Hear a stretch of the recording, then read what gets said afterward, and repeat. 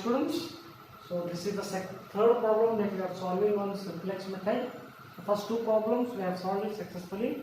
So this is the third problem that we are solving LPP using simplex method. So this is what the problem is. So use simplex method to solve. Max z is equal to x1 plus x2 plus 3x3 subjected to these constraints. Fine. So first of all, we have to think that whether the given problem is in standard form or not. If it is not in standard form, we need to convert the given LPP into the standard form. So to do that, rewrite the inequality constraints, that is, these are all the inequality constraints, into equation by adding slack variables. So why we are adding slack variables here is because these constraints are less than or equal to. If any variable or if any constraint is greater than or equal to, then we are going to add surplus variables. Presently, all these constraints are less than or equal to, that's why we are going to add only slack variables. Fine. So after adding slack variables, the LPP will be in a standard form. Fine. So it will be like this. Max z is equal to x1 plus x2 plus 3x3 plus 0s1 plus 0s2. So as there are only two constraints here, so we are adding two slack variables subjected to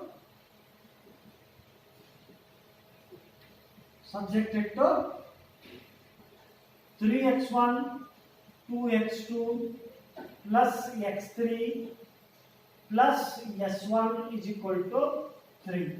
Then it is 2x1 plus x2 plus 2x3 plus s2 is equal to 2. And whereas x1 comma x2 comma x3 comma s1 comma s2 are greater than or equal to 0.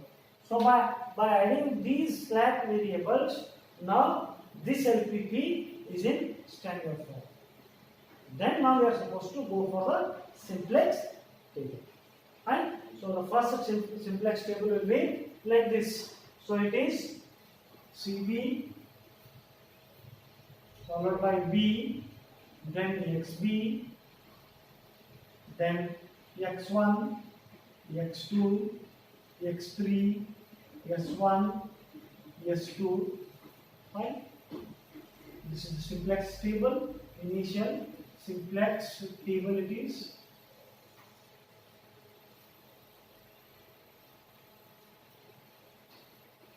So presently, at first, the given LPP is not in a standard form. So we need to make that LPP to the standard form by adding slack variables. When we are going to add slack variables, when the constraints are less than or equal to. If any one of the constraint is greater than or equal to, at that time we are supposed to add surplus variables. And so slack and surplus variables are used to make the given LPP into standard form. So once we got the standard form of an LPP, then we need to represent the LPP in a first initial simplex table. Fine. So this is how it is the first simplex table where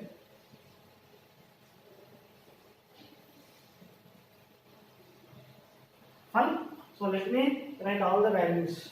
Fine. So by writing values is also very tricky here. So what are the B means bases? Bases are like S1 and S2 are the bases and their coefficients are 0 here. Then what is XB here? XB is 3 and 2, that is this 3 and this 2. So this 3 is belongs to S1, this 2 is belongs to S2. What is X1 here? So X1 is nothing but 3, 2, 1, 1, 0. This is 0, 1. This is identity matrix here. So next comes 2, 1, 2. Fine. So here comes Zj, fine, and this is Zj minus Cj. So once the values are being inserted here, find out the value of Zj. How to find the value of Zj here? It is nothing but this into this plus this into this. That is 2 into 0 plus 3 into 0. The answer is 0. And here it is 2 into 0 and 3 into 0. Answer is 0. Fine. This is 0. This is 0. This is 0. And this is 0. Fine. Now Zj is how much? 0. Zj is how much? 0. Then 0 minus 1 is minus 1. Then 0 minus 1 is again minus 1 here. Here it comes 0 into 2. That is 0. That is 0 minus 3 is 0. 0 minus 0. 0 minus 0. The answer is this. Right?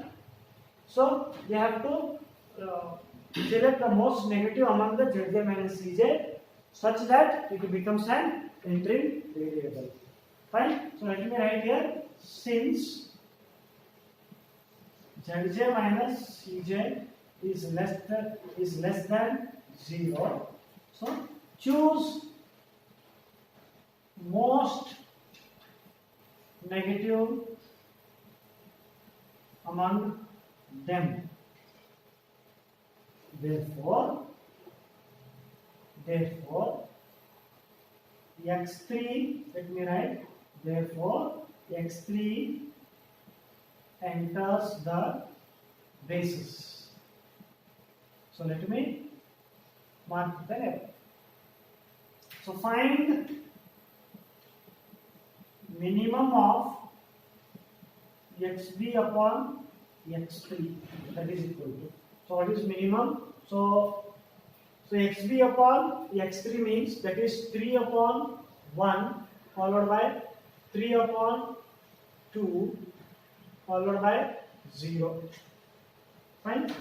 Followed by 0. Is it 3 upon 2? No, it is 2 upon 2. Fine? This is that is it. You need not write. So 3 upon 1 is how much? 3. 2 upon 2 is 1.